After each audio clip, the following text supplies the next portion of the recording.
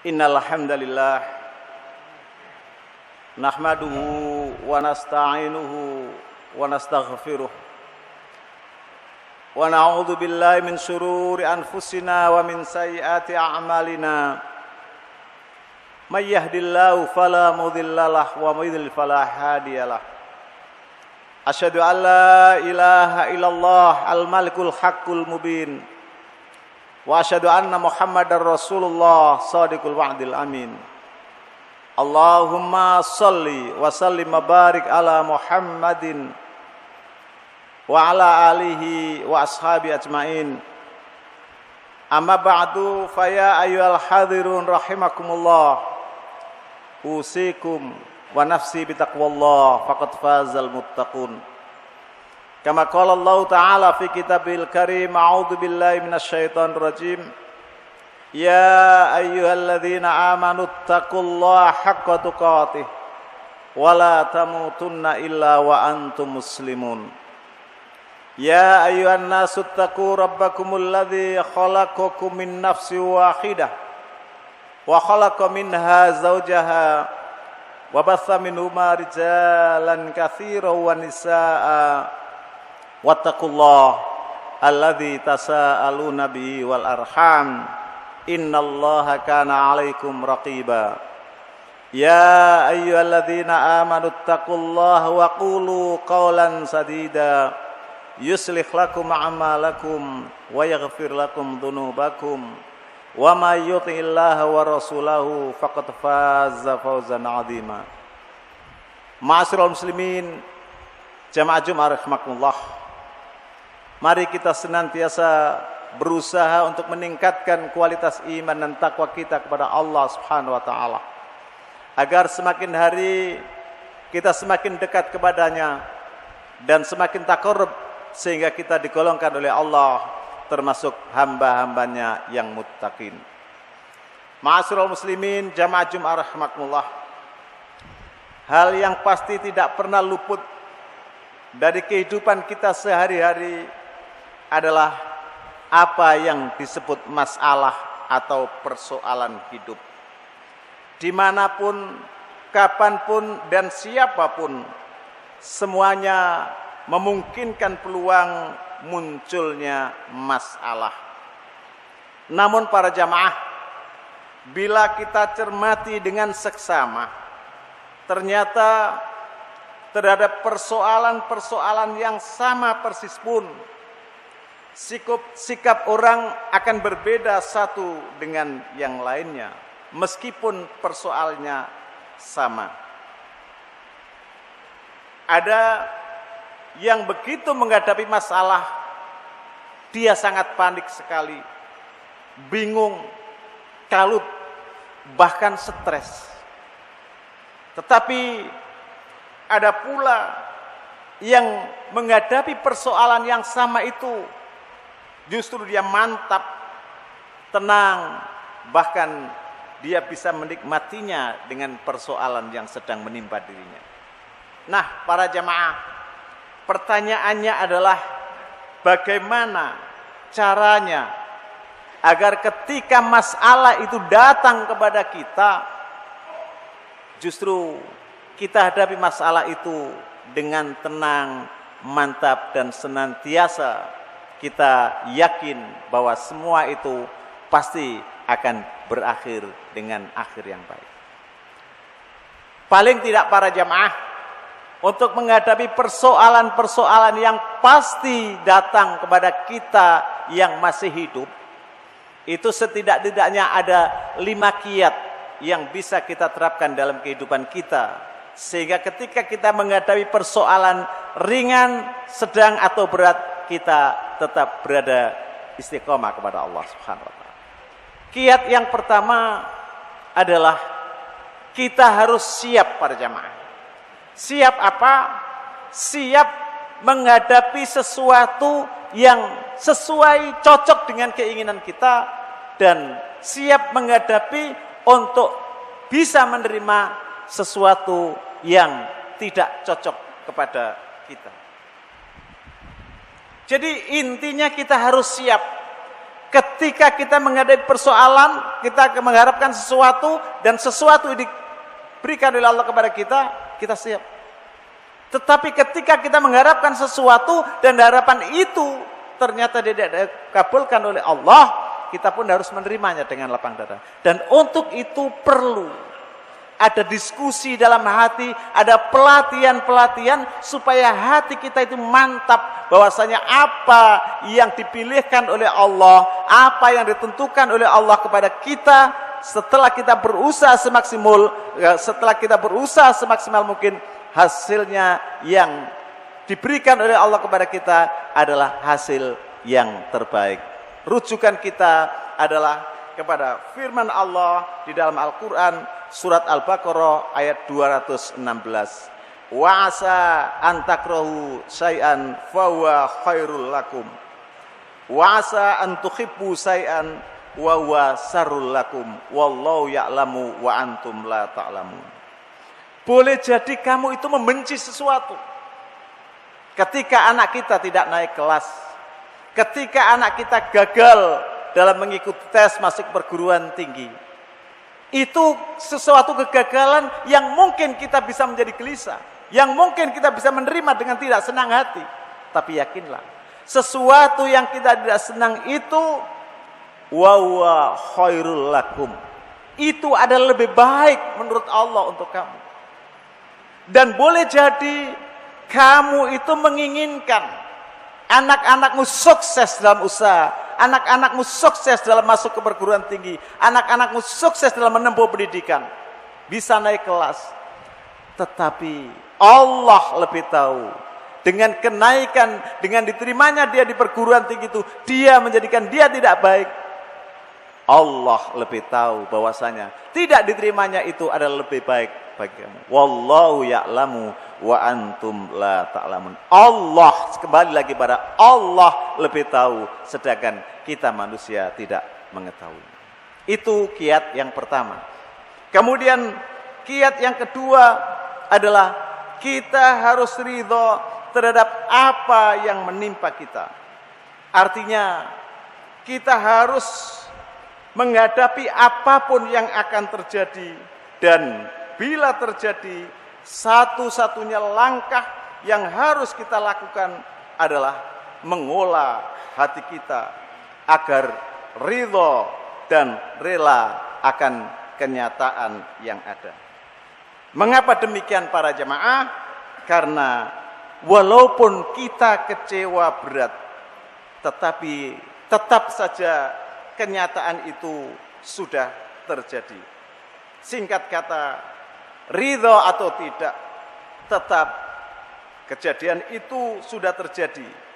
Maka lebih baik kita ridho saja menerimanya, karena hidup itu terdiri dari beberapa episode yang tidak monoton. Ini adalah kenyataan hidup. Maka kenanglah perjalanan hidup kita yang telah lalu, dan kita harus benar-benar arif dalam menyikapinya. Setiap episode dengan lapang dada dan hati yang ikhlas. Jangan selimuti para jamaah hidup kita ini dengan keluh kesah, karena semua itu dengan keluh kesah tidak menyelesaikan masalah, bahkan akan menimbulkan masalah baru. Dengan demikian, kita harus ridho terhadap kenyataan yang terjadi sambil ikhtiar memperbaiki kenyataan pada jalan yang diridhai oleh Allah Subhanahu wa taala. Itu langkah yang kedua untuk menghadapi persoalan hidup yang pasti datang kepada kita semuanya. Kemudian langkah yang ketiga adalah hendaklah kita jangan mempersulit diri kita sendiri. Di dalam menghadapi persoalan para jamaah, apapun persoalan itu, jangan sampai kita hanyut dalam pikiran-pikiran yang salah. Kita harus tenang, kita harus mampu menguasai diri. Seberat apapun ujian dan cobaan itu datang kepada kita, seraya kita merenungkan dan mengharapkan akan janji Allah dan pertolongannya. Sebagaimana firman Allah di dalam Al-Quran, fa inna ma'al usri yusra, inna ma'al usri yusra. Sesungguhnya dengan kesulitan itu pasti ada kemudahan, dan dengan kesulitan itu pasti ada kemudahan. Diulang sampai 2 kali oleh Allah. Ini adalah menunjukkan bahwasannya kita harus selalu yakin bahwasanya pertolongan Allah pasti datang kepada kita. Hanya kita harus menunggu waktu yang tepat, yang sesuai dengan kehendak Allah Subhanahu wa taala. Oleh karena itu, kita tidak semestinya mengarang, mendramatisir dan mempersulit diri terhadap persoalan-persoalan yang ada, disebabkan tidak mungkin dalam hidup ini para jamaah kita terus-menerus mendapatkan kesulitan, karena dunia ini bukanlah neraka. Demikian juga tidak mungkin dalam hidup ini kita terus-menerus memperoleh kelapangan dan kemudahan, karena dunia ini bukanlah surga. Segalanya pasti akan ada akhirnya dan dipergilirkan sesuai dengan keadilan Allah Subhanahu wa taala. Kemudian langkah yang keempat adalah kita harus selalu melakukan evaluasi pada diri kita masing-masing.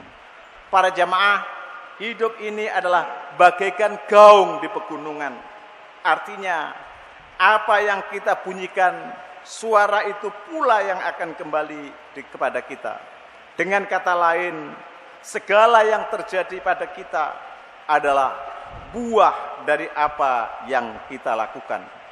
Oleh karena itu, segala kejadian yang terjadi pada kita dalam bentuk apapun adalah sarana yang tepat buat kita untuk mengevaluasi segala yang terjadi. Semua itu pasti ada hikmah yang tersendiri yang sangat bermanfaat, andai kata kita mau bersungguh-sungguh merenunginya dengan benar. Kemudian langkah yang kelima para jamaah, hanya Allah satu-satunya penolong kita di dunia ini. Sehingga tidak akan terjadi sesuatu kecuali atas izin Allah Subhanahu wa taala. Baik itu yang berupa musibah maupun yang berupa kenikmatan. Oleh karena itu, hanya Allah sajalah tempat kita mengharap pertolongan dari semua persoalan hidup di dunia ini.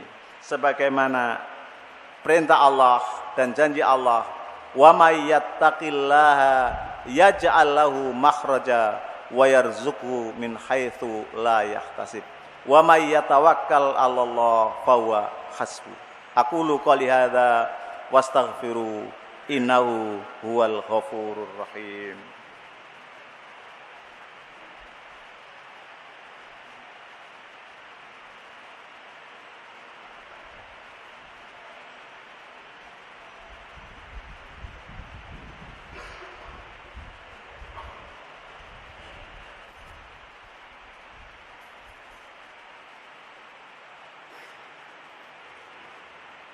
Alhamdulillah alladzi ja'ala Ramadan saru tarbiyah.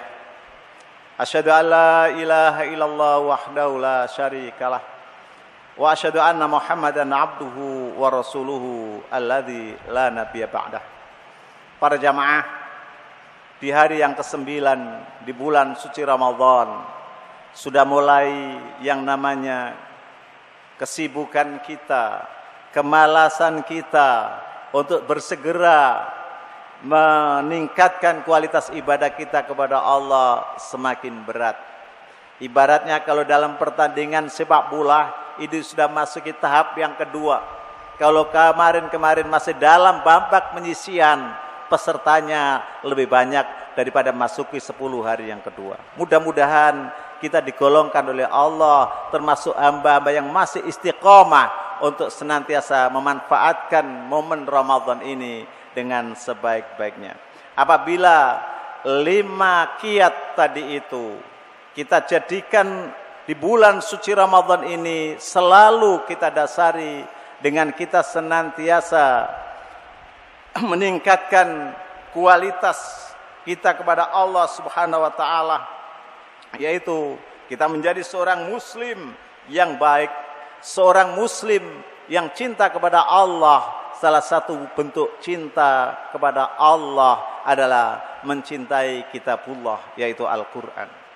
Sudahkah kita benar-benar mencintai Al-Quran itu sebagaimana mestinya?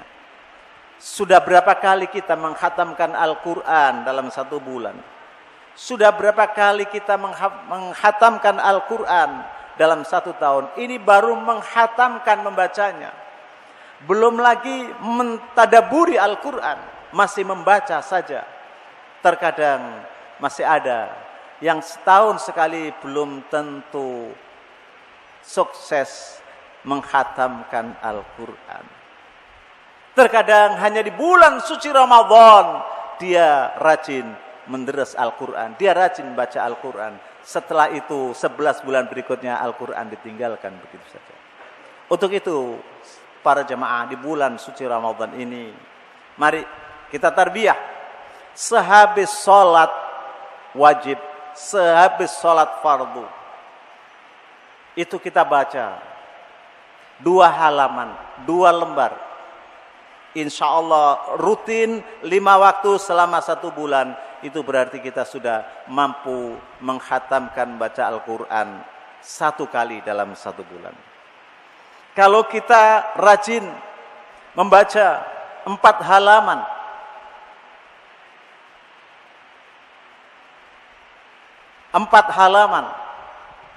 insya Allah kita mampu 2 kali dalam 1 bulan menghatamkan Al-Quran. Kalau kita sampai 6 lembar, yang tadi 4 lembar, sekarang 6 lembar, berarti 12 halaman. Sehabis sholat zuhur, sehabis sholat asar, sehabis sholat maghrib, sehabis sholat subuh, sehabis sholat isya, insya Allah 1 bulan kita khatam 3 kali. Selanjutnya kita mulai membaca terjemahnya, kemudian kita fahami artinya, kemudian kita terapkan dalam kehidupan kita sehari-hari. Insya Allah kehidupan kita akan senantiasa dikontrol, kita senantiasa berada di garis yang telah ditentukan oleh Allah Subhanahu wa taala. Mudah-mudahan di bulan suci Ramadan ini kita mampu menyisihkan waktu kita beberapa menit untuk mentadaburi Al-Quran. Para jamaah, jujur saja kita kadang-kadang kalau HP ketinggalan di rumah, kita rela kembali setelah perjalanan agak jauh dari rumah kita. Tapi pertanyaannya, ketika Al-Quran itu tertinggal di rumah, masihkah ada greget kita untuk mengambil Al-Quran itu kembali ke rumah kita? Ini pertanyaan yang harus kita jawab dari hati nurani kita yang paling dalam. Sejauh mana cinta kita kepada Al-Quran, sejauh mana cinta kita kepada Allah Subhanahu wa taala dibandingkan dengan cinta kita kepada persoalan-persoalan dunia. Innallaha wa malaikatahu yusholluna 'alan nabi ya ayyuhalladzina amanu shallu 'alaihi wa sallimu taslima.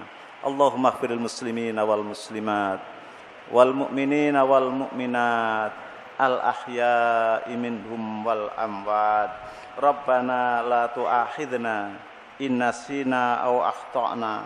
Rabbana wa la tahmil alaina isran kama hamaltahu 'alal ladzina min qablina. Rabbana wa la tuhammilna ma la taqata lana bih wa'fu 'anna waghfir lana warhamna anta maulana fansurna 'alal qaumil kafirin. Rabbana ighfir lana wa li ikhwanina alladzina sabaquna bil iman wa la taj'al fi qulubina ghilal lil ladzina amanu Rabbana innaka ra'ufur rahim. Rabbana atina fid dunya hasanah wa fil akhirati hasanah wa qina adzabannar. Subhana rabbika rabbil izzati amma yasifun wa salamun alal mursalin walhamdulillahi rabbil alamin. Ibadallah wala dzikrullahi akbar. Aqimissalah.